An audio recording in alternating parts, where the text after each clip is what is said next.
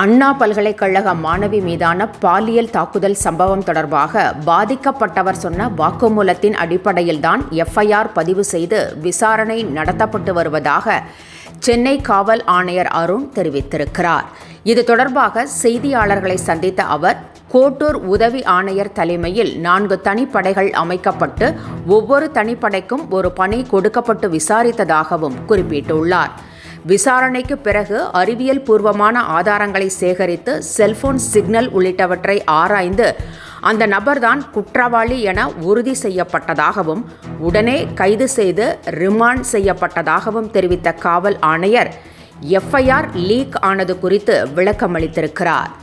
POCSO மற்றும் பெண்களுக்கு எதிரான குற்றங்களை பதிவு செய்யும் போது ஆன்லைன் போர்ட்டல் தானாகவே லாக் ஆகிவிடும் என்றும், சில தொழில்நுட்ப கோளாறு காரணங்களால் லாக் ஆவதில் தாமதம் ஏற்பட்டதாகவும், அந்த நேரத்தில் சிலர் அதை பதிவிறக்கம் செய்திருக்கலாம் என்றும் குறிப்பிட்டார்.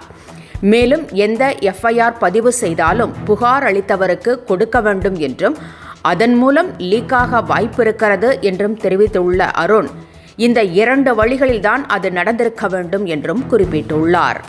என்றும் உங்களுடன் மை இந்தியா. முக்கிய செய்திகளை உடனுக்குடன் தெரிந்து கொள்ள சப்ஸ்கிரைப் பண்ணுங்க, பெல் பட்டனை பிரஸ் பண்ணுங்க.